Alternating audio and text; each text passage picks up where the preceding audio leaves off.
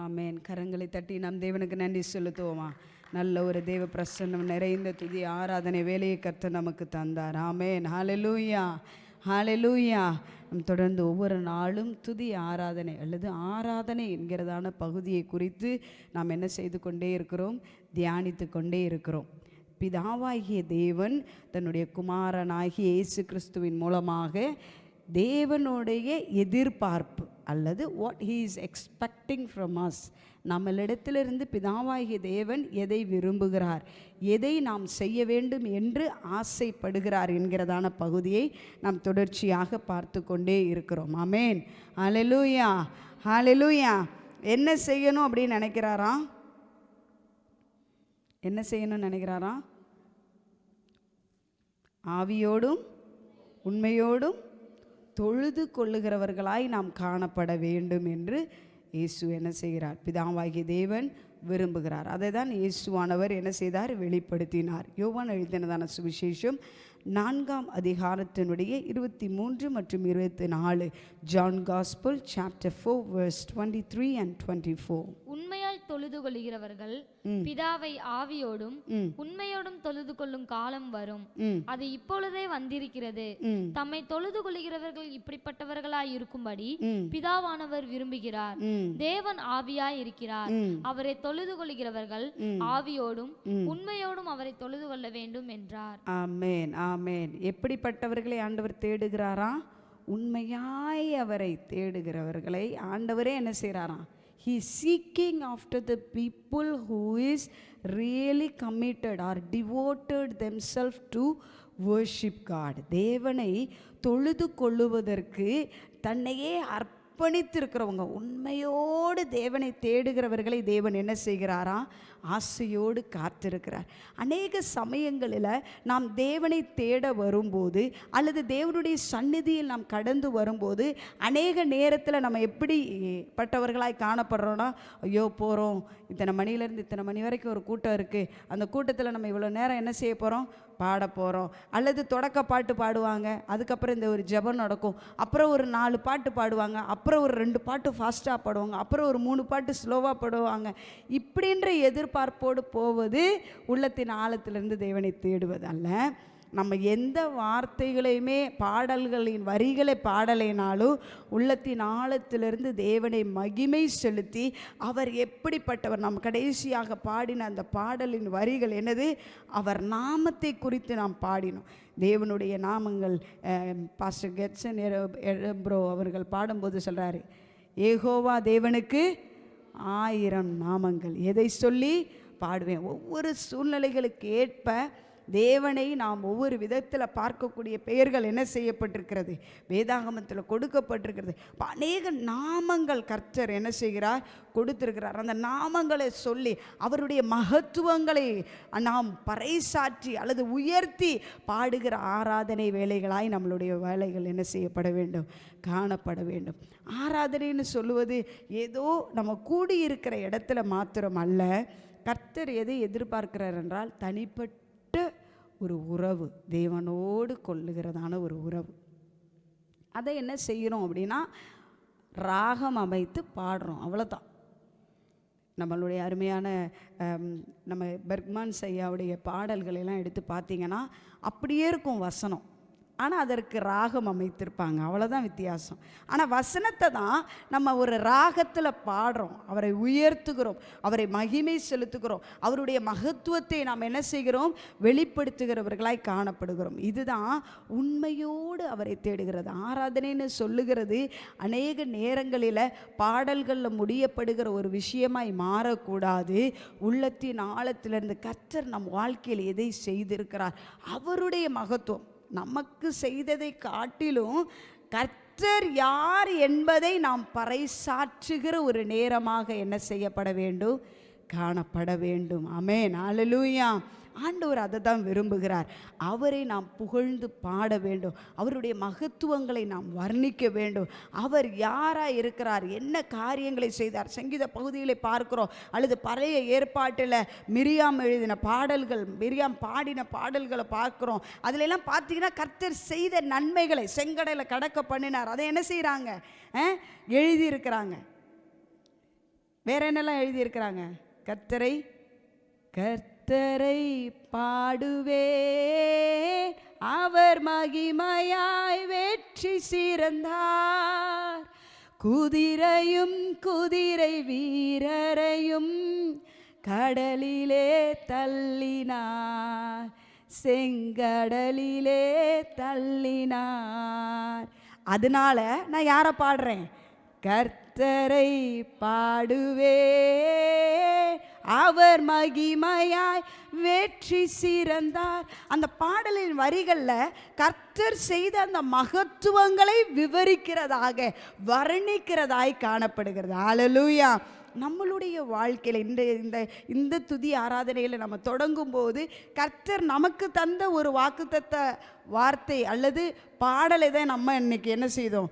பாடினோம். இது மாதிரி ஒவ்வொரு நாளும் கர்த்தர் நமக்கு தருகிறதான வார்த்தைகளை வைத்து நாம் அவரை உயர்த்துகிறதாக, மகிமை செலுத்துகிறதாக, அவருடைய மகத்துவங்களை வர்ணிக்கிற ஒரு நேரமாய் நம்மளுடைய துதி ஆராதனை மாறிச்சுன்னு வைங்களேன்.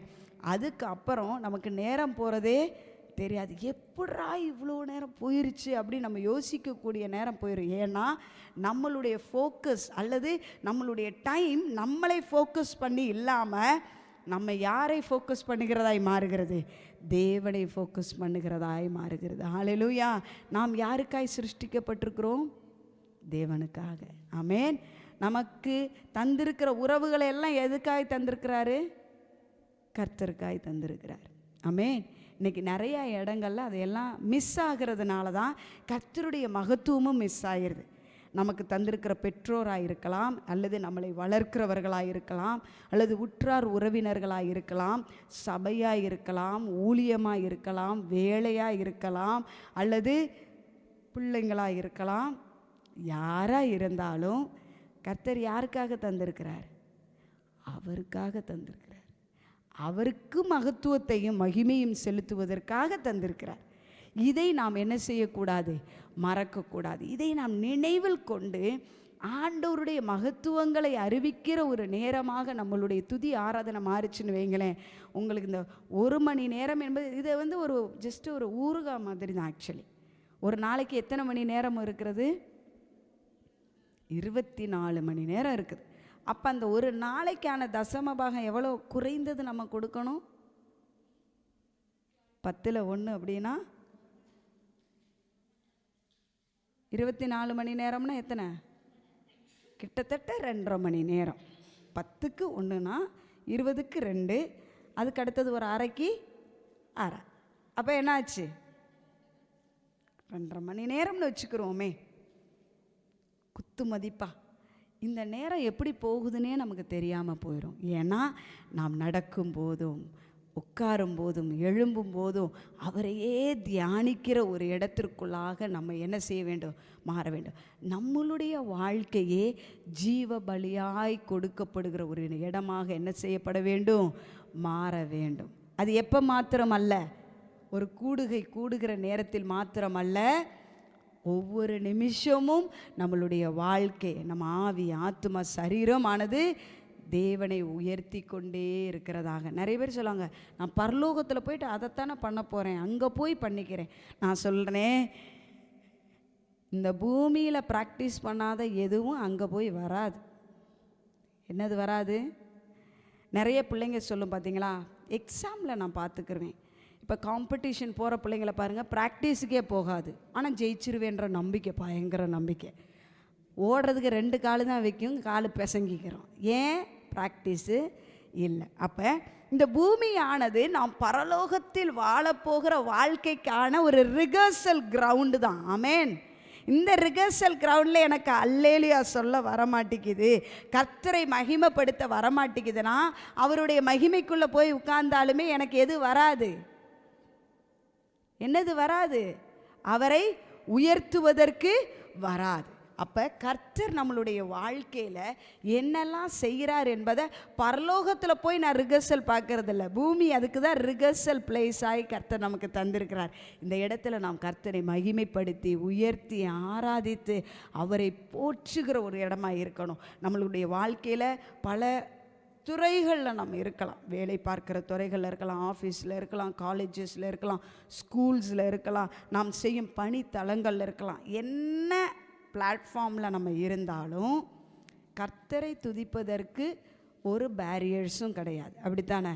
நம்மளுடைய மனசு தான் முக்கியம். ஏன் இருதயம், அதான் என்னது, மனம் இருந்தால் மார்க்கம் வந்துடும். மனசு இருந்துட்டா போதும், மனசு வரணும். அந்த மனசு வந்துருச்சுன்னா யார் எங்கே எப்படி இருந்தாலும் என்ன, நான் என் ஏசப்பாவை உயர்த்துவேன், நான் என் ஏசப்பாவை துதிப்பேன், நான் அவருடைய நாமத்தை மகிமைப்படுத்துவேன். நம்ம வாயை யாராவதால் கண்ட்ரோல் பண்ண முடியுமா? அடக்கி வைக்க சொல்ல முடியுமா? இப்போ நம்ம ரொம்ப பேசிக்கிட்டே இருந்தோம்னா சொல்லுவாங்க, வாயை மூடு. ஆனால் நீ ஆண்டவரை துதிச்சு பாடி ஆண்டவருடைய பிரசன்னத்திற்குள் அப்படியே ஆவியில் நிரம்பிக்கிட்டு யாராவது வந்து உன்கிட்ட சொல்ல போகிறாங்களே, வாயை திறக்காத, அமைதியாரு, பேசாத, பாடாத, ஆண்டவரை துதிக்காத சொல்ல போகிறாங்களா? ஆனால் ஒரு காலம் வரும், அந்தி கிறிஸ்துவின் காலம் வரும்போது, உபத்திரவத்தின் காலம் வரும்போது அந்த காலம் வரும். ஆனால் இப்போ நமக்கு அந்த காலம் இல்லை. கர்த்தர் நம்மளுடைய தேசத்துக்கு ஒரு சுதந்திரத்தை கொடுத்துருக்கிறார். நம்ம கர்த்தரை துதிப்பதற்கு, மகிமை செலுத்துவதற்கு எத்தனையோ இடங்களில் இந்த சுதந்திரம் உங்களுக்கு கிடையாது, ஆண்டவரை துதித்து மகிமை செலுத்துவதற்கு. ஆனால் கர்த்தர் நமக்கு தந்திருக்கிற இந்த வாய்ப்பை நாம் சரியாக பயன்படுத்துகிறவர்களாய் காணப்பட வேண்டும். அல்லேலூயா, அல்லேலூயா. ஆண்டவர் சர்வ வல்லமை உள்ள தேவனாய் இருக்கிறார். அவர் என்ன செய்கிறாராம்? அவர் God is a all knowing God, எல்லாவற்றையும் அறிந்தவராய் இருக்கிறார். ஒம்னிசென்ட் அப்படின்னு சொல்லுவாங்க. அடுத்தது எல்லா இடத்திலும் இருக்கிறார். He presence in everywhere. Omni present அப்படின்னு சொல்லுவாங்க. அது நம்மளுடைய தேவனுடைய ஒரு குணாதிசயம். அடுத்தது ஒம்னி ப்ரொட்டன்ட் அப்படின்னா ஹி இஸ் பவர்ஃபுல். அவரை மாதிரி சர்வ வல்லமை உள்ள ஒரு தேவன் இல்லவே இல்லை. இவ்வளோ அருமையான ஒரு தேவனை துதிப்பதற்கு, மகிமை செலுத்துவதற்கு, பாடுவதற்கு, அவரை சொந்த ஜனமாய் நாம் கொள்ளுவதற்கு நாம் பாக்கியமுள்ள ஜனமாய் இருக்கிறோம். ஹல்லேலூயா, ஹல்லேலூயா. கர்த்தரை சொந்த ஜனமாய் கொண்ட ஜனத்தை மாதிரி ஒரு பாக்கியம் பெற்றது வேற யாருமே கிடையாது. இந்த இரவுகளில் ஆண்டவருக்கு நன்றி செலுத்துவோம். ஆண்டவரே, இந்த நாளும் துதி ஆராதனை நீங்கள் எங்களுக்கு ஆசீர்வாதமாக்கி தந்தீங்களே ஆண்டவரே, நாங்கள் உம்மை உயர்த்துக்கணும். எந்த இடத்துல இருந்தாலும் உம்மை உயர்த்தணும், மகிமை செலுத்தணும், உம்மை பாடி போற்றுகிறவர்களாய் காணப்படணும். ஆண்டவரே, உமக்கு நன்றி, நன்றி, நன்றி, நன்றி. பரிசுத்தரே, உமக்கு நன்றி செலுத்துகிறோம் அப்பா, நன்றி செலுத்துகிறோம் அப்பா. நீர் மகிமை நிறைந்தவர், மாட்சிமை நிறைந்தவராக இருக்கிறீங்களே, உமக்கு நன்றி செலுத்துகிறோம், நன்றி செலுத்துகிறோம் அப்பா. உமக்கு ஈடானவர் அல்லது நிகரானவர் யாருமே இல்லை அப்பா. உமக்கு நன்றி, நன்றி, நன்றி, நன்றி, நன்றி, நன்றி அப்பா. உமக்கு நன்றி. நீர் நல்லவரே, சர்வ வல்லவரே, உம் கரங்கள் என்னாதாரமே. சொல்லுவோமா? நீர் நல்லவர், நீர் நல்லவரே, சர்வ வல்லவரே, உம் கரங்கள் என்னாதாரமே.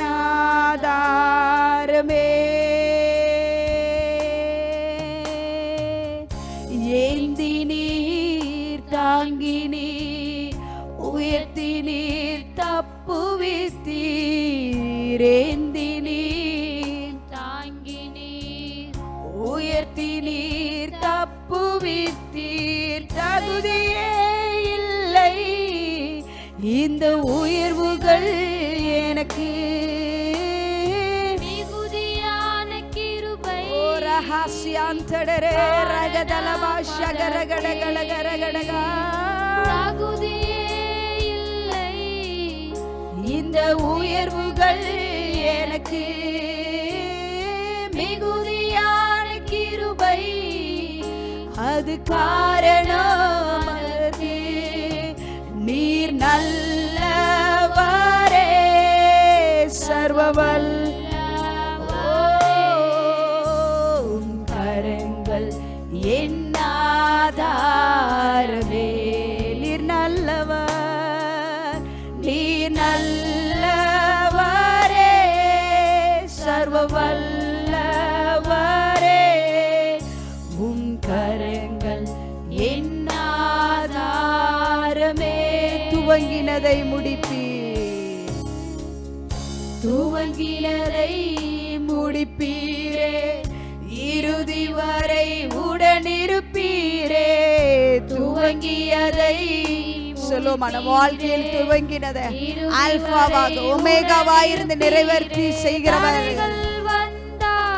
உங்க தரிசனம் ஒரு போது மாறி போவதில்லை அப்பா.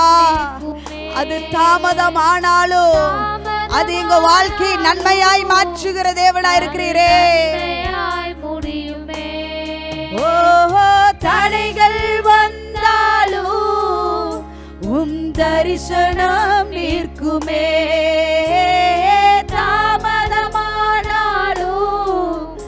அது நன்மையாய் முடியும். கரங்களை உயர்த்தி சொல்லுமா, நல்லவரே, சர்வ வல்லவரே, உம் கரங்கள் என் ஆதாரமே. நீர் நல்லவர், உம்மை உயர்த்துகிறோம், உம்மை மகிமை செலுத்துகிறோம் அப்பா. என் ஆதாரமே. பரிசுத்த தேவனே, இந்த அருமையான துதி ஆராதனை வேளையில உங்க தேவ பிரசன்னம் எங்களை ஆட்கொண்டதற்காய் நன்றி.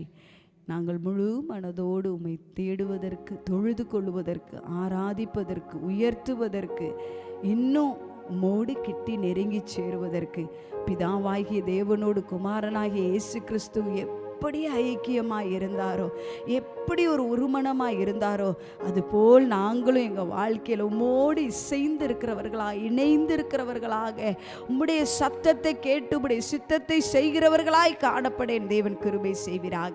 நீர் அப்படியே செய்கிறதற்காய் நன்றி. இயேசுவின் நாமத்தில் பிதாவே, ஆமென், ஆமென். ஹல்லேலூயா, ஹல்லேலூயா. கர்த்தர் தாமே நாம் யாவரையும் ஆசீர்வதிப்பாராக. ஜெப சிந்தையோடு நாம் கடந்து செல்வோம். இருக்கிற இடங்கள்ல கர்த்தரை துதிங்க, மகிமை செலுத்துங்க. கர்த்தர் பெரிய காரியங்களை செய்வார். ஆமென், ஆமென்.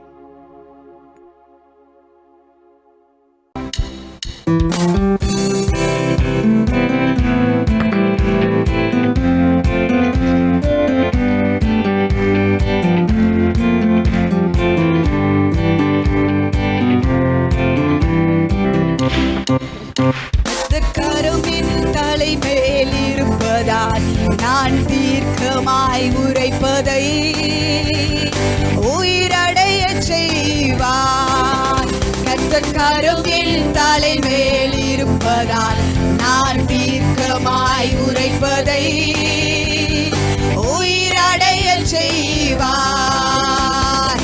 எலும்புகளும் உயிரடையும், நரம்புகளும் உயிரடையும், உலர்ந்து போனதும்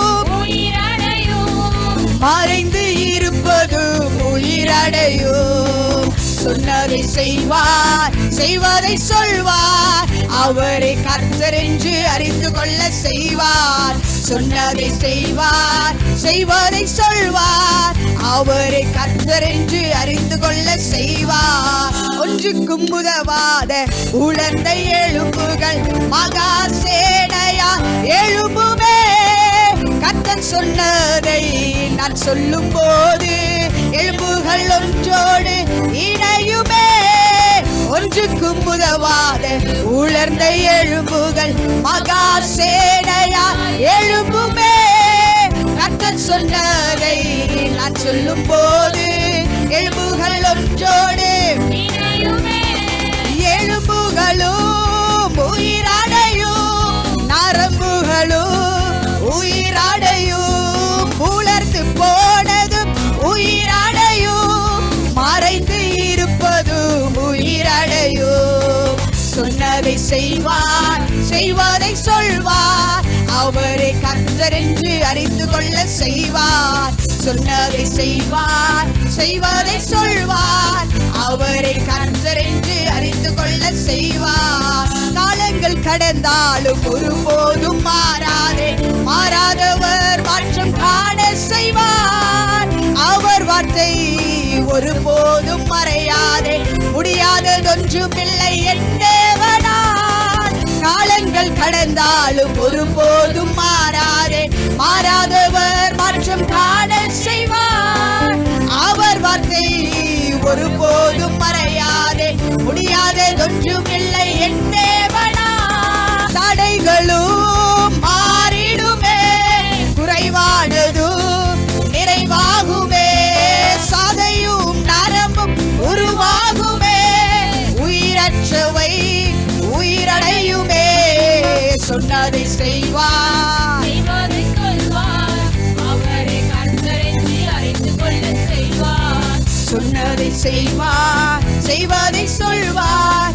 அவரை கர்த்தர் என்று அறிந்து கொள்ள செய்வார். தாமதங்கள் ஒருபோதும் தடையல்ல, உரைத்தவர் அதை நிறைவேற்றுவார். நிறைவேறும் அவர் வார்த்தை என்றென்றும் நிச்சயமாய் அதை நிறைவேற்றுவார். தாமதங்கள் ஒருபோதும் தடையல்ல, உரைத்தவர் அதை நிறைவேற்றுவார். நிறைவேறும் அவர் வார்த்தை என்றென்றும் நிச்சயமாய் அதை நிறைவேற்றுவார். தடைகளும் மாறிடுமே, குறைவானதும் நிறைவாகுமே. சாதையும் நரம்பும் உருவாகுமே, உயிரற்றவை உயிரடையுமே. சொன்னதை செய்வார், செய்வதை சொல்வார். அவரை கர்த்தர் என்று அறிந்து கொள்ள செய்வார். சொன்னதை செய்வார், செய்வதை சொல்வார். அவரை கர்த்தர் என்று அறிந்து கொள்ள செய்வார். உயிரடையுமே என் சூழ்நிலை, என் வாழ்வில் உயிரடையுமே. உயிரடையுமே அவர் தரிசனம், என் வாழ்வில் உயிரடையுமே. உயிரடையுமே அவர் திட்டமே, என் வாழ்வில் உயிரடையுமே. உயிரடையுமே என் சூழ்நிலை, ஊழியத்தில் உயிரடையுமே. உயிரடையுமே அவர் தரிசனம், என் உயிரடையுமே. உயிரடையுமே அவர் திட்டமே, ஊழியத்தில் சொன்னதை செய்வார். சொன்னதை செய்வார், செய்வதை சொல்வார். அவரை கர்த்தர் என்று அறிந்து கொள்ள செய்வார். சொன்னதை செய்வார், செய்வதை சொல்வார். அவரை கர்த்தர் என்று அறிந்து கொள்ள செய்வார். கர்த்தர் கரம் என் தலை மேல் இருப்பதால் நான் தீர்க்கமாய் உரைப்பதை உயிரடைய செய்வார். கர்த்தர் கரம் என் தலை மேல் இருப்பதால் நான் தீர்க்கமாய் உரைப்பதை